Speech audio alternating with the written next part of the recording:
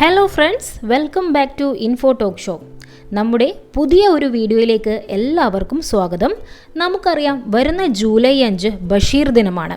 പ്രശസ്ത മലയാള സാഹിത്യകാരനും സ്വാതന്ത്ര്യ സമര സേനാനിയുമായ വൈക്കം മുഹമ്മദ് ബഷീറിൻ്റെ ചരമദിനമാണ് നാം ബഷീർ ദിനമായി ആചരിക്കുന്നത്. അദ്ദേഹത്തിൻ്റെ ഓർമ്മയ്ക്കായി ഈ ഒരു ദിനം നാം ആഘോഷിക്കുമ്പോൾ അദ്ദേഹത്തെക്കുറിച്ച് നാം അറിഞ്ഞിരിക്കേണ്ട കുറച്ച് കാര്യങ്ങളുണ്ട്. അവയാണ് ഇന്നത്തെ വീഡിയോയിലൂടെ നമ്മൾ നോക്കാൻ പോകുന്നത്. അപ്പോൾ എല്ലാവരും വീഡിയോ മുഴുവനായിട്ട് കാണണം കേട്ടോ. വീഡിയോയുടെ അവസാനം നിങ്ങൾക്കായൊരു സ്പെഷ്യൽ ക്വസ്റ്റ്യനും ഉണ്ട്. അതിൻ്റെ ആൻസറും നിങ്ങൾ അറ്റൻഡ് ചെയ്യണേ. അതിൻ്റെ ആൻസർ അറ്റൻഡ് ചെയ്താൽ നിങ്ങൾക്ക് ഉറപ്പിക്കാം ഇതിലെ എല്ലാ ചോദ്യങ്ങളും നിങ്ങൾ പഠിച്ചു കഴിഞ്ഞു എന്നുള്ളത്. അപ്പോൾ ഇതുവരെ ചാനൽ സബ്സ്ക്രൈബ് ചെയ്തില്ലെങ്കിൽ പെട്ടെന്ന് തന്നെ സബ്സ്ക്രൈബ് ചെയ്തോളൂ. പെട്ടെന്ന് തന്നെ നമുക്ക് ഇൻട്രസ്റ്റിംഗ് ആയിട്ടുള്ള ഇന്നത്തെ വീഡിയോയിലേക്ക് പോകാം. ആദ്യത്തെ ചോദ്യം ഇതാണ്: ബഷീർ ജനിച്ച വർഷം ഏതാണ്? ബഷീർ ജനിച്ച വർഷം ഏതാണ്? ഉത്തരം നോക്കിക്കോളൂ. 1908 ജനുവരി 21. ബഷീർ ജനിച്ച വർഷം 1908 അദ്ദേഹം ജനിച്ചത്. ജനുവരി 21. 1908 ജനുവരി 21 വൈക്കം മുഹമ്മദ് ബഷീർ ജനിച്ചത്. അപ്പോൾ ഫ്രണ്ട്സ് നോക്കൂ, നമ്മൾ ഓരോ ചോദ്യവും ഉത്തരവും വെറുതെ വായിച്ചു പോവുകയല്ല ചെയ്യുന്നത്. ഓരോ ചോദ്യവും വായിച്ച് അതിൻ്റെ ഉത്തരം നിങ്ങൾ പഠിച്ചിട്ട് മാത്രമേ നമ്മൾ അടുത്ത ചോദ്യത്തിലേക്ക് പോവുകയുള്ളൂ കേട്ടോ. അപ്പോൾ അതുകൊണ്ട് എല്ലാവരും ശ്രദ്ധിച്ചിരിക്കണം. ഒരു ബുക്കിലേക്ക് നോട്ട് ചെയ്ത് പഠിക്കുവാണെങ്കിൽ അത്രയും നല്ലതാണ്. നമുക്ക് സമയം കളയാതെ അടുത്ത ചോദ്യത്തിലേക്ക് പോവാം. അദ്ദേഹം എവിടെയാണ് ജനിച്ചത്? വൈക്കം മുഹമ്മദ് ബഷീർ എവിടെയാണ് ജനിച്ചത്? നമ്മൾ പറഞ്ഞു 1908 ജനുവരി 21 അദ്ദേഹം ജനിച്ചത്. എവിടെ ജനിച്ചു? ഉത്തരം കോട്ടയം ജില്ലയിലെ തലയോലപ്പറമ്പിൽ. ശ്രദ്ധിക്കുക, കോട്ടയം ജില്ലയിലുള്ള തലയോലപ്പറമ്പ് എന്ന സ്ഥലത്താണ് വൈക്കം മുഹമ്മദ് ബഷീർ ജനിച്ചത്. ജില്ല ഏതാണ്? കോട്ടയം ജില്ല, സ്ഥലം തലയോലപ്പറമ്പ്. അടുത്ത ചോദ്യം നോക്കിക്കോളൂ. വൈക്കം മുഹമ്മദ് ബഷീർ അറിയപ്പെടുന്ന അപരനാമം എന്താണ്? വൈക്കം മുഹമ്മദ് ബഷീർ അറിയപ്പെടുന്ന അപരനാമം എന്താണ്? ഉത്തരം ഇതാണ്: ബേപ്പൂർ സുൽത്താൻ. എന്താണ് അദ്ദേഹം അറിയപ്പെടുന്നത്? ബേപ്പൂർ സുൽത്താൻ. വൈക്കം മുഹമ്മദ് ബഷീർ അറിയപ്പെടുന്ന അപരനാമമാണ് ബേപ്പൂർ സുൽത്താൻ. ഓക്കെയാണ്. നമുക്കിനി അടുത്ത ചോദ്യത്തിലേക്ക് പോവാം. ബഷീറിൻ്റെ മാതാപിതാക്കൾ ആരെല്ലാമാണ്? ബഷീറിൻ്റെ മാതാപിതാക്കൾ ആരെല്ലാമാണ്? ഉത്തരം കായ് അബ്ദുറഹ്മാൻ. അദ്ദേഹത്തിൻ്റെ പിതാവിൻ്റെ പേരാണ് കായ് അബ്ദുറഹ്മാൻ. മാതാവ് കുഞ്ഞാഞ്ഞുമ്മ. ശ്രദ്ധിക്കുക, വൈക്കം മുഹമ്മദ് ബഷീറിൻ്റെ പിതാവിൻ്റെ പേരാണ് കായ് അബ്ദുറഹ്മാൻ, മാതാവ് കുഞ്ഞാഞ്ഞുമ്മ. ഓക്കെ ആണല്ലോ. അടുത്ത ചോദ്യം: ഗാന്ധിജിയെ കാണാൻ വേണ്ടി ബഷീർ സ്കൂൾ പഠനകാലത്ത് പങ്കെടുത്ത സമരം ഏതാണ്? ശ്രദ്ധിക്കുക, ഗാന്ധിജിയെ കാണാൻ വേണ്ടി ബഷീർ സ്കൂൾ പഠനകാലത്ത് പങ്കെടുത്ത സമരം ഏതാണെന്നാണ് ചോദിച്ചിരിക്കുന്നത്. ഉത്തരം ഇതാണ്: ഉപ്പു സത്യാഗ്രഹം. ഗാന്ധിജിയെ കാണാൻ വേണ്ടി ബഷീർ സ്കൂൾ പഠനകാലത്ത് പങ്കെടുത്ത സമരമാണ് ഉപ്പു സത്യാഗ്രഹം. അപ്പോൾ വൈക്കം മുഹമ്മദ് ബഷീർ പങ്കെടുത്ത ഒരു സമരമാണ് ഉപ്പു സത്യാഗ്രഹം. ആരെ കാണാൻ വേണ്ടി?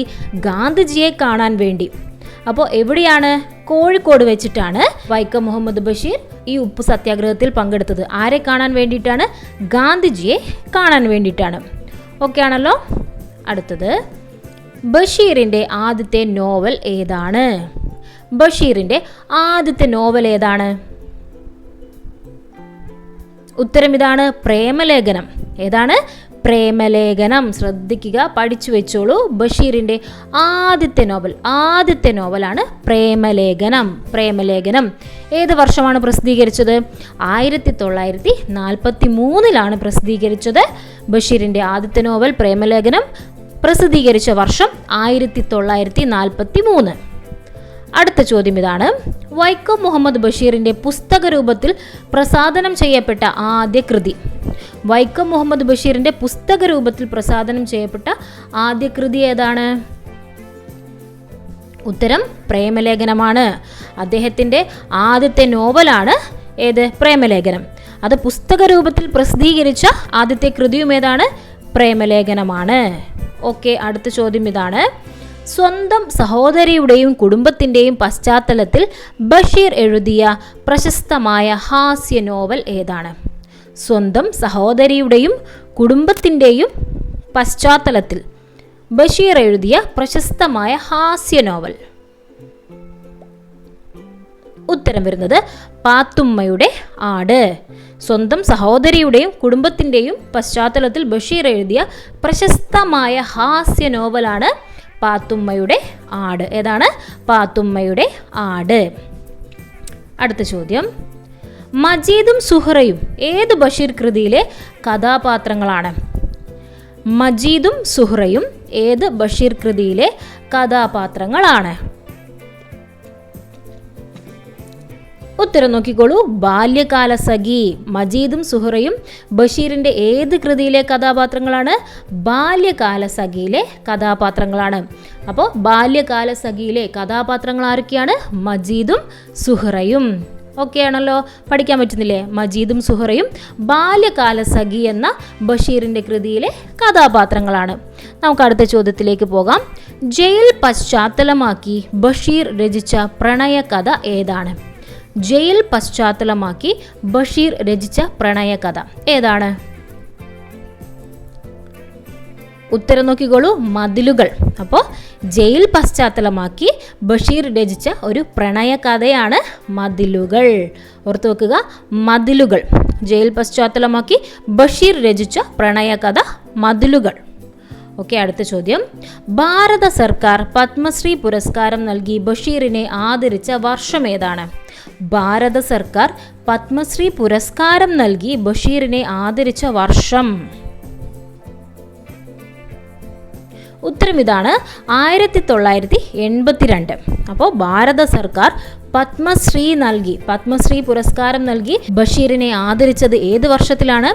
1982. ഓക്കെ ആണ്. 1982 അദ്ദേഹത്തിന് എന്ത് ലഭിച്ചു? പത്മശ്രീ പുരസ്കാരം ലഭിച്ചു. അടുത്ത ചോദ്യം ഇതാണ്. ബഷീറിന് കേന്ദ്ര സാഹിത്യ അക്കാദമി ഫെലോഷിപ്പ് ലഭിച്ച വർഷം. ബഷീറിന് കേന്ദ്ര സാഹിത്യ അക്കാദമി ഫെലോഷിപ്പ് ലഭിച്ച വർഷം ഏതാണ്? ഉത്തരം 1970. ഏതാണ്? 1970 ബഷീറിന് കേന്ദ്ര സാഹിത്യ അക്കാദമി ഫെലോഷിപ്പ് ലഭിച്ചു. ശ്രദ്ധിക്കുക, 1970 ബഷീറിന് എന്ത് ലഭിച്ചു? കേന്ദ്ര സാഹിത്യ അക്കാദമി ഫെലോഷിപ്പ്. ഓക്കെ, അടുത്തത് നോക്കിക്കോളും. വൈക്കം മുഹമ്മദ് ബഷീർ അന്തരിച്ച തീയതി എന്നാണ്? വൈക്കം മുഹമ്മദ് ബഷീർ അന്തരിച്ച തീയതി എന്നാണ്? ഉത്തരം 1994. 1994 ജൂലൈ 5. എപ്പോഴാണ്? 1994 ജൂലൈ 5 ബഷീർ അന്തരിച്ചത്. അപ്പോൾ നമ്മൾ നേരത്തെ പറഞ്ഞു അല്ലേ, അദ്ദേഹത്തിൻ്റെ ചരമദിനമാണ് നാം ബഷീർ ദിനമായി ആചരിക്കുന്നത്. ഏത് ദിവസം? ജൂലൈ 5. ഏതാണ് വർഷം? 1994 ജൂലൈ 5 അദ്ദേഹം അന്തരിച്ചത്. അദ്ദേഹത്തിൻ്റെ ഓർമ്മ ദിനമായി നമ്മൾ ആചരിക്കുന്ന ദിവസം ഏതാണ്? ജൂലൈ 5. ഏത് സ്ഥലത്ത് വെച്ചാണ് അദ്ദേഹം മരണപ്പെട്ടത്? ബേപ്പൂരിൽ വെച്ചാണ്. ഓർക്കുക, കോഴിക്കോട് ജില്ലയിലെ ബേപ്പൂർ എന്ന സ്ഥലത്ത് വെച്ചിട്ടാണ് വൈക്കം മുഹമ്മദ് ബഷീർ മരണപ്പെടുന്നത്. നമുക്ക് അടുത്ത ചോദ്യത്തിലേക്ക് കടക്കാം. ബഷീറിൻ്റെ ആദ്യം പ്രസിദ്ധീകരിച്ച കഥ ഏതാണ്? ബഷീറിൻ്റെ ആദ്യം പ്രസിദ്ധീകരിച്ച കഥ ഏതാണ്? ഉത്തരം തങ്കം. ബഷീറിൻ്റെ ആദ്യം പ്രസിദ്ധീകരിച്ച കഥയാണ് തങ്കം. ഏതാണ്? തങ്കം. അടുത്ത ചോദ്യം. ഏകാന്ത വീതിയിലെ അവധൂതൻ എന്ന് ബഷീറിനെ വിശേഷിപ്പിച്ചതാര്? ഏകാന്ത വീതിയിലെ അവധൂതൻ എന്ന് ബഷീറിനെ വിശേഷിപ്പിച്ചത് ആരാണ്? ഉത്തരം MK സാനു. ആരാണ്? MK സാനു. ഏകാന്ത വീതിയിലെ അവധൂതൻ എന്ന് ബഷീറിനെ വിശേഷിപ്പിച്ചത് ആരാണ്? MK സാനു. ഓക്കെ, നമുക്ക് അടുത്ത ചോദ്യം നോക്കാം. വൈക്കം മുഹമ്മദ് ബഷീറിനെ കുറിച്ച് MK സാനു രചിച്ച ജീവചരിത്ര ഗ്രന്ഥം ഏതാണ്? വൈക്കം മുഹമ്മദ് ബഷീറിനെ കുറിച്ച് MK സാനു രചിച്ച ജീവചരിത്ര ഗ്രന്ഥം ഏതാണ്? ഉത്തരം ഇതാണ്, ബഷീർ ഏകാന്തവീതിയിലെ അവധൂതൻ. നമ്മൾ തൊട്ട് മുന്നെയാണ് ആ ചോദ്യം പറഞ്ഞത് അല്ലേ.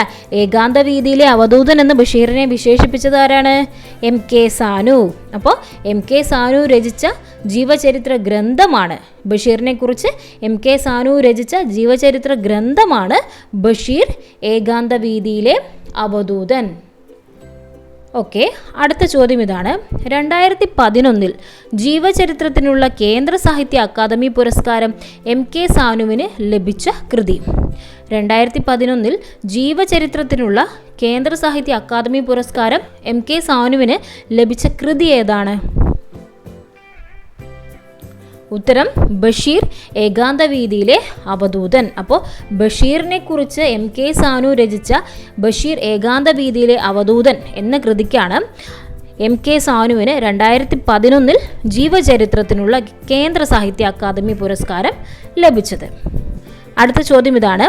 1944 ഈ ബഷീർ കൃതി നിരോധിക്കപ്പെടുകയും ഇതിൻ്റെ കോപ്പികൾ കണ്ടുകെട്ടപ്പെടുകയും ചെയ്തു.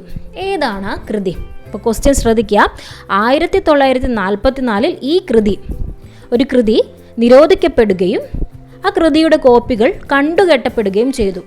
ആ കൃതി ഏതാണ് എന്നാണ് ചോദ്യം. ബഷീറിൻ്റെ ആ കൃതി ഏതാണ്? ഉത്തരം നോക്കിക്കോളൂ. പ്രേമലേഖനം. നമ്മൾ മുന്നേ പറഞ്ഞു ബഷീറിൻ്റെ ആദ്യത്തെ നോവലാണ് പ്രേമലേഖനം അല്ലേ. അത് 1944 നിരോധിക്കപ്പെടുകയും പ്രേമലേഖനത്തിൻ്റെ കോപ്പികൾ കണ്ടുകെട്ടപ്പെടുകയും ചെയ്തു. അപ്പോൾ 1944 നിരോധിക്കപ്പെടുകയും കോപ്പികൾ കണ്ടുകെട്ടപ്പെടുകയും ചെയ്ത ബഷീറിൻ്റെ കൃതിയാണ് പ്രേമലേഖനം. ഓക്കെ ആണേ. അടുത്ത ചോദ്യത്തിലേക്ക് കടക്കാം.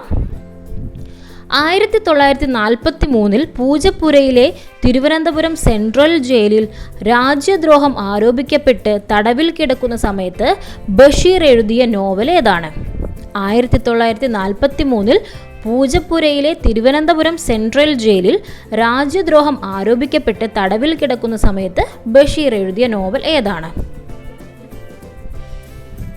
ഉത്തരം ഇതാണ്, പ്രേമലേഖനം. അപ്പോൾ ബഷീറിൻ്റെ ആദ്യത്തെ നോവലാണ് പ്രേമലേഖനം. എപ്പോഴാണത് രചിച്ചത്? 1943. എവിടെ വെച്ച്? പൂജപ്പുരയിലെ തിരുവനന്തപുരം സെൻട്രൽ ജയിലിൽ രാജ്യദ്രോഹം ആരോപിക്കപ്പെട്ട് തടവിൽ കിടക്കുന്ന സമയത്താണ് ബഷീർ പ്രേമലേഖനം എന്ന അദ്ദേഹത്തിൻ്റെ ആദ്യത്തെ നോവൽ രചിക്കുന്നത്. ഓക്കെ ആണേ. അടുത്ത ചോദ്യം ഇതാണ്. ആകാശമിട്ടായി കഥാപാത്രമാകുന്ന ബഷീറിൻ്റെ നോവൽ. ആകാശമിട്ടായി കഥാപാത്രമാകുന്ന ബഷീറിൻ്റെ നോവൽ ഏതാണ്? ഉത്തരം പ്രേമലേഖനം. ആകാശമിട്ടായി കഥാപാത്രമാകുന്ന ബഷീറിൻ്റെ നോവലാണ് പ്രേമലേഖനം.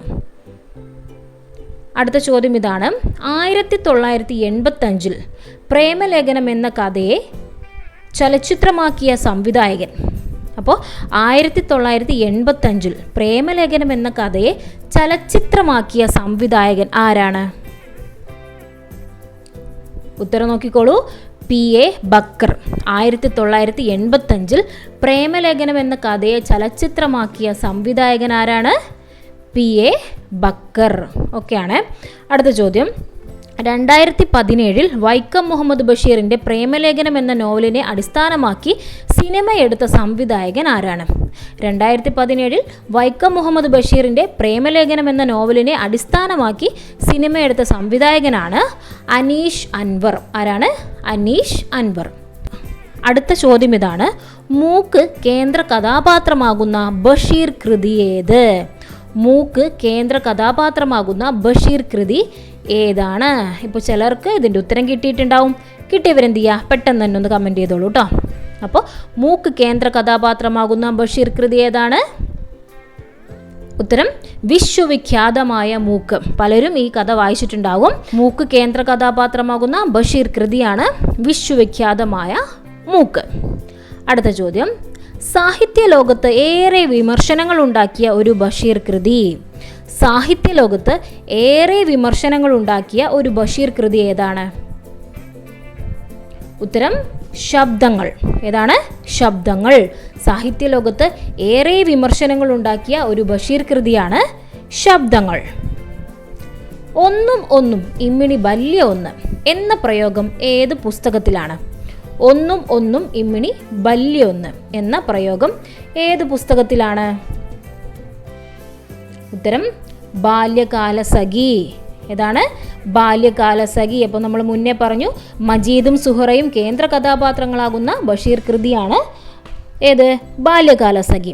അതിലെ ഒരു പ്രയോഗമാണ്, പ്രശസ്തമായ ഒരു പ്രയോഗമാണ് ഒന്നും ഒന്നും ഇമ്മിണി ബല്യൊന്ന് എന്നത്. അതെല്ലാവരും ഓർത്തിരിക്കണം കേട്ടോ. അപ്പോൾ ഫ്രണ്ട്സ്, ബഷീറുമായി ബന്ധപ്പെട്ട കുറേ കാര്യങ്ങൾ നമ്മളിപ്പോൾ ഇവിടെ നോക്കിയില്ലേ. അപ്പോൾ ചോദ്യരൂപത്തിൽ തയ്യാറാക്കിയ ഈ ഒരു വീഡിയോ നിങ്ങൾക്ക് എല്ലാവർക്കും മനസ്സിലാക്കാൻ സാധിച്ചു എന്ന് കരുതുന്നു. ഇനി നിങ്ങൾക്കായുള്ള സ്പെഷ്യൽ ക്വസ്റ്റ്യൻ ആണ്. ആ ചോദ്യത്തിൻ്റെ ഉത്തരം നിങ്ങൾ എല്ലാവരും കമൻറ്റ് ചെയ്യണം കേട്ടോ. അപ്പോൾ ചോദ്യം നമുക്ക് നോക്കാം. ചോദ്യം ഇതാണ്: ബഷീറിൻ്റെ ആദ്യത്തെ നോവൽ ഏതാണ്? ബഷീറിൻ്റെ ആദ്യത്തെ നോവൽ ഏതാണ്? നമ്മളിപ്പോൾ പറഞ്ഞതാണ്, പ്രധാനപ്പെട്ടതാണ്. അപ്പോൾ ക്ലാസ് ശ്രദ്ധിച്ചിരുന്നവർക്ക് ഉത്തരം കിട്ടിയിട്ടുണ്ടാവും. അപ്പോൾ എല്ലാവർക്കും ഉത്തരം കിട്ടിയിട്ടുണ്ടെന്നാണ് ഞാൻ കരുതുന്നത്. എല്ലാവരും എന്ത് ചെയ്യുക? നമ്മുടെ കമൻറ്റ് ബോക്സിലേക്ക് ആ ഉത്തരം ഒന്ന് പെട്ടെന്ന് രേഖപ്പെടുത്തിക്കോളൂ. നിങ്ങളുടെ പേരും വയ്ക്കാൻ മറക്കല്ലേ. അപ്പോൾ ഫ്രണ്ട്സ്, ആർക്കെങ്കിലും ഉത്തരം കിട്ടിയിട്ടില്ലെങ്കിൽ നമ്മുടെ വീഡിയോ ഒന്നും കൂടെ പോയി കണ്ടു നോക്കുക. ആ ചോദ്യത്തിൻ്റെ ഉത്തരം എന്താണ് എന്നുള്ളത് പഠിച്ചു വെക്കുക കേട്ടോ. ക്വിസ് മത്സരങ്ങളിൽ ചോദിക്കുന്ന പ്രധാനപ്പെട്ട ഒരു ചോദ്യമാണ്. നിങ്ങൾ എന്തായാലും പഠിച്ചു വെക്കണം. അപ്പോൾ ഇന്നത്തെ വീഡിയോ എല്ലാവർക്കും യൂസ്ഫുൾ ആയെന്ന് കരുതുന്നു. നിങ്ങൾക്ക് യൂസ്ഫുൾ ആയിട്ടുണ്ടെങ്കിൽ നിങ്ങൾ എന്ത് ചെയ്യുക? നിങ്ങളുടെ ഫ്രണ്ട്സിലേക്കും ഒന്ന് ഷെയർ ചെയ്ത് കൊടുത്തോളൂ. അവർക്കും യൂസ്ഫുൾ ആവട്ടെ. ഓക്കെ. അപ്പോൾ ക്വിസ് മത്സരങ്ങളിൽ പങ്കെടുക്കുമ്പോൾ നിങ്ങൾക്ക് 1ാം സ്ഥാനം ലഭിക്കാൻ ഈ ഒരു വീഡിയോ സഹായിക്കുമെന്നാണ് ഞാൻ കരുതുന്നത്. ഇനിയും ബഷീർ ദിന ക്വിസുമായി നമുക്ക് കാണാം. ആ വീഡിയോസൊക്കെ നിങ്ങളിലേക്ക് എത്താൻ വേണ്ടി നിങ്ങൾ എന്ത് ചെയ്യുക? ചാനൽ മറക്കാതെ സബ്സ്ക്രൈബ് ചെയ്യുക, ബെല്ലൈക്കണും എനേബിൾ ചെയ്യുക. ഓക്കെ ആണ്. അപ്പോൾ താങ്ക് യു ഫോർ വാച്ചിങ്.